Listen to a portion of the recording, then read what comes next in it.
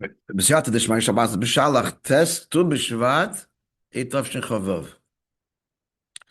Vayolech havayis hayom. So Hashem moved, as it were, the ocean with the strong wind, the blew, the east wind. So in this Maimed, the Frierdiker Rebbe says 60 years ago, sorry, the Rebbe Rashab, 60 years ago from Tafshin Chavav is Tov Reis HaMarvav. Yeah? 120 years ago today. So it dates 120 years. Gewalt geschenk. Okay, you guys weren't born Tafshin Chavav, but I was. So he brings the Maimed from the Zoyed in Tikkunim, in Sof Lambayan, and gets the Matamat in Tachlis. Which is explained in the Maimed of the Melul of the Frierdiker Rebbe. So one would have, you could have said, She'inyan zeh she'ein Sof Lambayan, and gets the Matamat in Tachlis. The Rebbe is reviewing what he said before. God, all possibilities, and therefore the greatest heights and the greatest depth. Like he says, that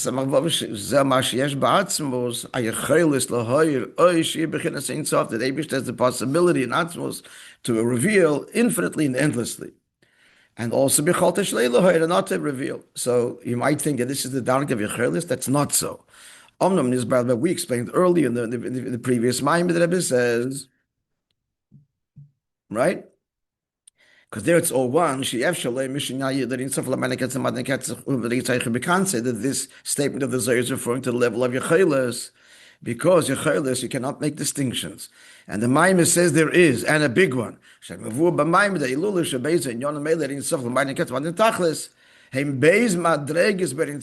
are two levels, which does not apply to Yechelis. And it says even more, again, the explanation, because it's a Gilui Sosam. Hashem is considering his exclusivity. I didn't say this before. The Gilui Sosam is, it can't be articulated, because what's God considering? His Amitis Imotzen, that cannot be defined. But implicit in that considering and Gilui, he's not considering. So you have already Hefresh Gadol B'nei, that's the Pshat. Kalim Machshav Vaisai, Machshav Vaisechem, it's Taka Machshav Vaisai, but it's Machshava. It's a Darga of Machshava already. So it's a Gilui, and implicit in that Gilui is non-Gilui. When you say yes, you're saying it's a possibility of no. Okay, so since he says that there is a Hefresh Gadol, he cannot be talking in an actual articulated Gilui, an actual Machshava, to use the language we're using. So, because Yechelis leishayich le'mebeis madreges, given Yechelis le'vachelis le'loher, or Yechelis achas. So it cannot be when there's a Gilui. A Gilui means a specific articulation, and so on. So Yechelis is no Gilui. Yechelis means a possibility of yes or no.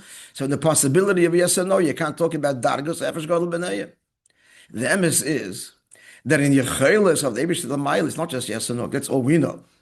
So after the fact that the Eibush manifested his Talshas in reality the way it is, all we have are this it's binary. It's yes and no. It's positive, negative. But in Yechelis, it's Yechelis for the unimaginable totally, not just yes or no, Gilui, not Gilui. These are words post facto. Revelation, not revelation. Keli, Gvul, Bli Gvul, this is all after the decision of the Eibishter to manifest kach v'kach. But in Yechelis, the Bam is higher than everything. So you can't speak about Dargas there. Now, the Rebbe continues.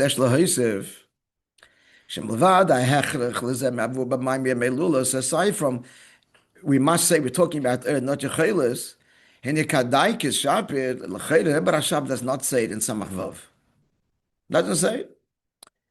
So you're going to say he does? If you look in Samach Vav, so we're getting now a whole beer in Samach Vav. In other words, if you learn Samach Vav B'Pashtus, it would be, you could say, that, no, you could say that he's not Yechelis. You could say, did I say that? You could learn Pshat that he's talking about the reach, not in the Ein Sof itself. The Mile of the Eibush is reach. You can see the infinite creations of Lamata and the greatest heights above, but not in the same darga. Kadaika Shaper, it's going to be like we're learning now that it's in Ein Sof itself. That's what he's going to explain now. Clear? So what does he say then in Samavav? He begins to explain the words Ein Sof without end. It's not the question. Why did the Mekabalim choose to refer to God's revelation as without end? Much more higher and more accurate would be to say no beginning. Shemayli you say that. This is a bigger mile. Moishe Azaria, Meir Azaria, Italian Mukubal. The Chassidus quotes from often. B'sefer Placharimen, not to be confused with the Placharimen of the Pil Parasha, but of this author wrote many Svarim. So many Svarim, prolific author. So he says a famous statement, a famous formula. Ki kol kadmen nitzchi. Anything that is primary is eternal. V'loi kol nitzchi kadmen. But not everything that is eternal is kadmen. If it's a kadmen, if it's the origin is going to be there forever, obviously. But v'loi kol nitzchi kadmen, he can produce something eternal, but it's not itself kadmen. So when you say no beginning, that's truly infinite, not without end. Without end could mean that there is a beginning that is higher than their source, but it produces endlessly. And God is surely endless in both directions, but not just in no end, but no beginning. Clear? As he says, you see, Hashem creates, God creates, we see in our physical world, entities that are eternal, the sun and so on, the universe, yet has a beginning. Aval ein shum kadman, but so who's the kadman? Who's the origin of all? Tracing back, it's God. Zulas habedi is barach levad. Only the Eibush alone. Shulevad you kadman. This could all be a quote from him. He alone is the primary mover, the primary existence, the primary reality. Shemitziyus. I think it's the words of the Rabbi. The Rebbe is adding. Shemitziyus mi'atzimusai is from Tanya that his being is from his own being. He has no cause that chas v'sholem that is responsible for his being. God forbid. Everything else, they all have a beginning from nothing, and something emerges. So the question is, if you want to bring out the eternity of God, it's more, he has no beginning.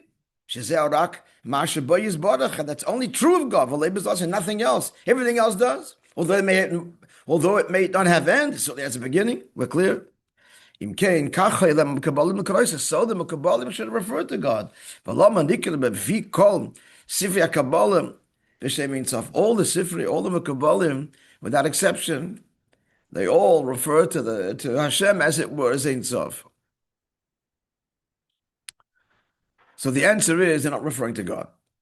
Gilui Umavayes explains the Rabbi Rashab Shemadregish Nikras Ein Sof. Now, the truth is, this is not obvious. Maybe close the door, please. Because even the way the Mekabah, even when Chassidus speak, it's Oyer Ein Sof Baruch Hu. Baruch Hu. Bepashtos, when you learn the Mekabalim, Oyer Ein Sof, that's God. Gamarnu. So the Shaila is, if you're sick, that's God saying Litchila. The Teretz is not.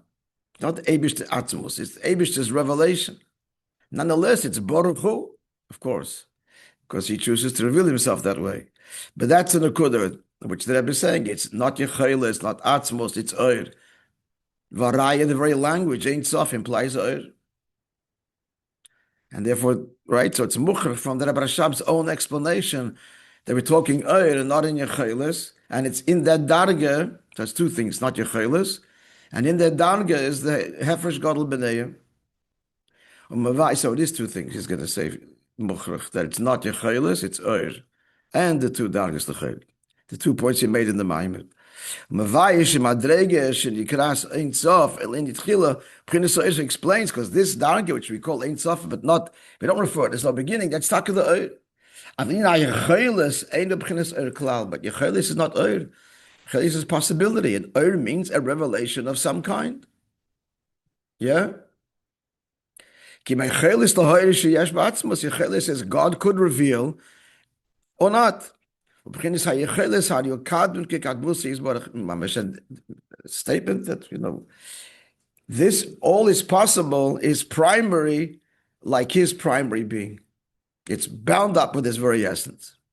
On Yechelis being one with Atzmos, everything is possible, even that which we can't conceive. That Rabbi just told us that Oir Sof means what?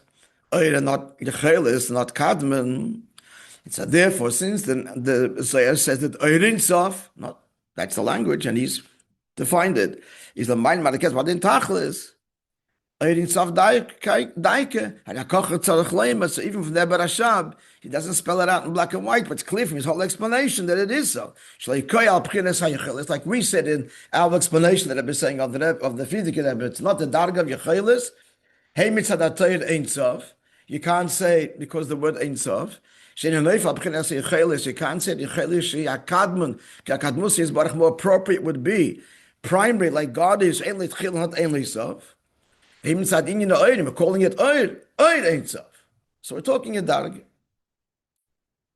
You can't in Yechelis talk about Oir. Oir again means a projection, and Yechelis means a possibility, not a projection. The Darga of Yechelis is not Oir at all. So that's a hechrech from where, even for the Rebbe Rashab's explanation. Let's conclude. Where do we get this that we're talking Oir and not Yechelis? The main reason that compels us to conclude that is from the Rebbe, Frierdiker Rebbe, because he says these astounding words that these two darkest of Ein Sof, he says these words that there are two levels. It has to be Oir, can't be Yechelis. It's from the Frierdiker Rebbe's words that we clearly there's no escaping this. There are the conclusion. We're not talking atzmitic level. We're talking God already manifesting. In there, in Yechelis, it's all one.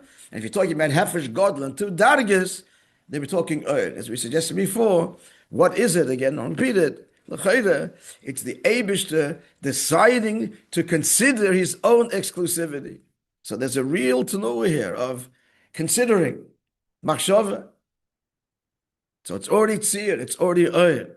And it's two dargas because he's considering to express it, and that could implicit is not to express it. Okay, we'll continue Be'ez Hashem tomorrow at the